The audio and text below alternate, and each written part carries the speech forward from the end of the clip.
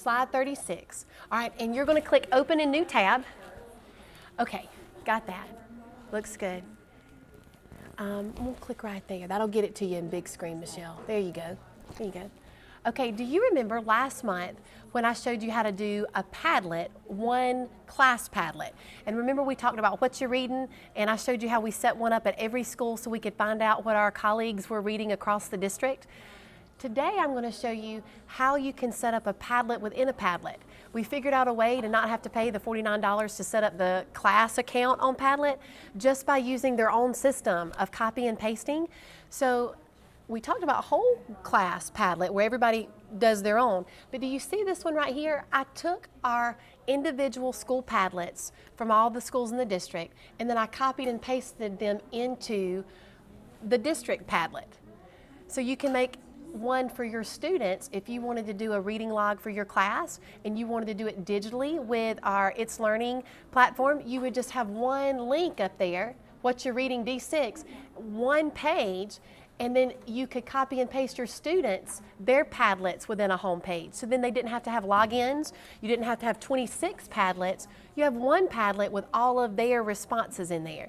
And you didn't just have to use it with reading. I know Ms. Johnson teaches social studies. If you wanted to do a social studies response, top 5 things you learned about Reconstruction, they could do that. Let me show you how it works. Scroll down, those are all of the schools.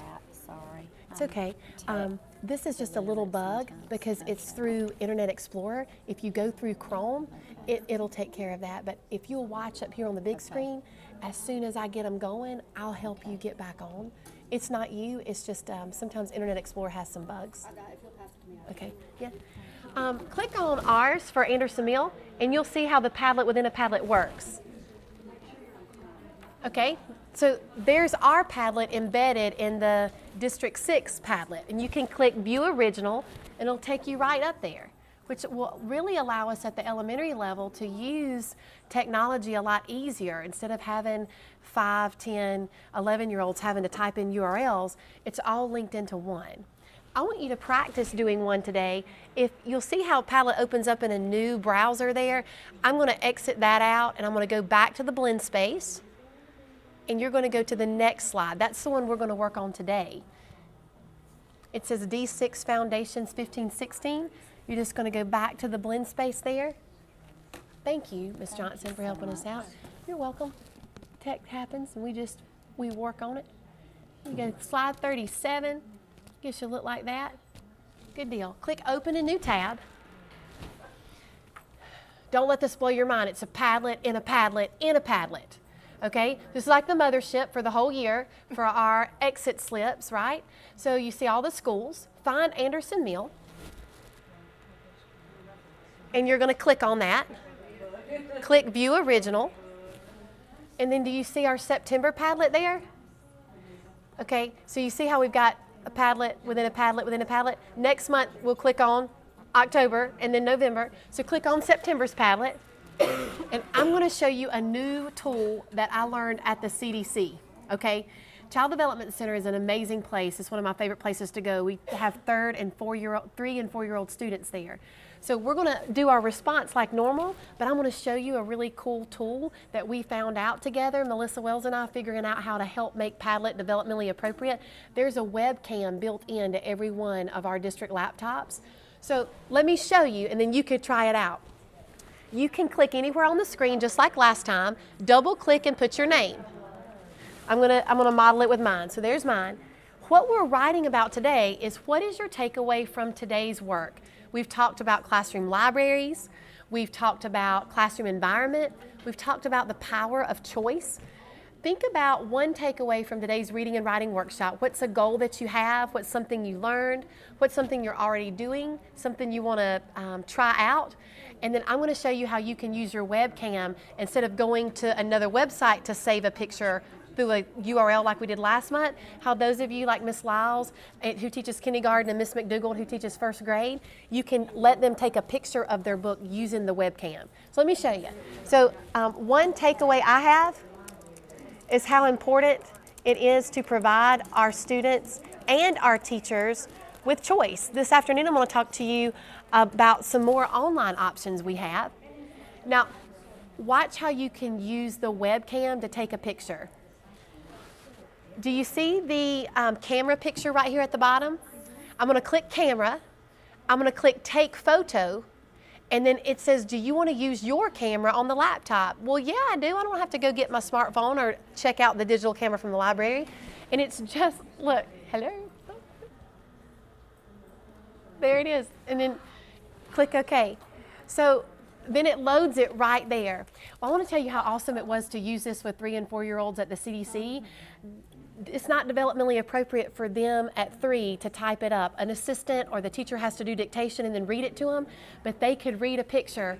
Jeremy Joy, one of our awesome teachers there, said, Miss Mitchell, we're doing colors.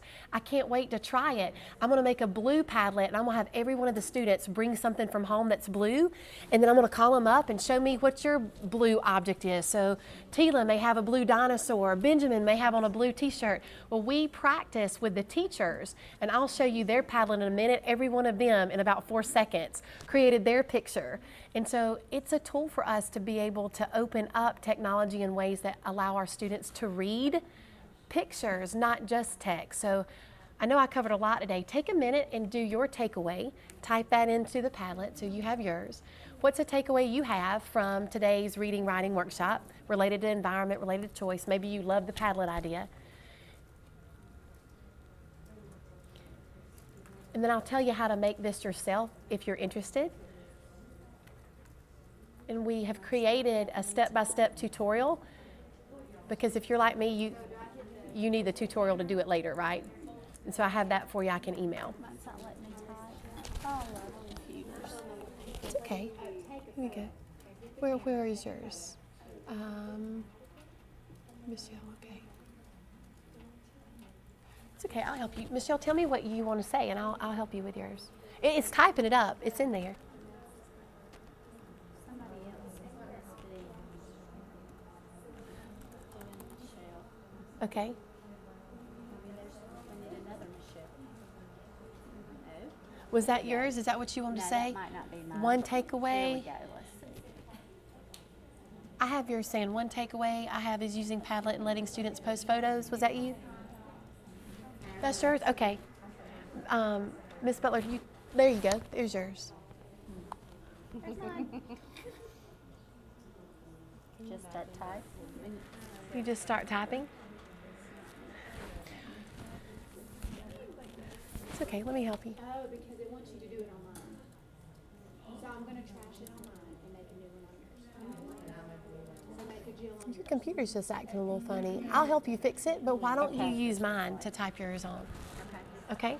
Guys, how many of you... It doesn't let you take a picture. You have to hit the allow to Okay. upload the webcam, and then it'll let you take a picture. Yes, you have to click allow. How many of you are interested in figuring out how to do this with your students, with the pictures and setting up a Padlet within a Padlet? I don't have enough time today to walk you through all of that, and I've learned from experience at the end of the day, it's hard to do all of that at once. It only takes about 8 minutes, but if you want to make one of these for your classes, your group of students, I've created, with the help of Melissa Wells, who's pretty awesome, a step-by-step instruction sheet, and then she knows how to use the snippet tool. So she put in pictures that shows the steps of it. I can email that to you and it'll walk you through how to do that. You also have some pretty awesome tech trainers here in Meg Campbell and Carolyn Parker. They know how to do a Padlet within a Padlet. I'd be glad to help you too. Miss Brown knows how to do it. So if you're interested in trying this out, all you gotta do is let us know, we'll help you. I think everybody was able to put theirs up in ours. Yep, and Miss Johnson's got her picture up there. Look at that. Isn't it gorgeous? We're gonna switch in just a minute, but thank you guys so much. I hope you enjoyed Padlet round 2.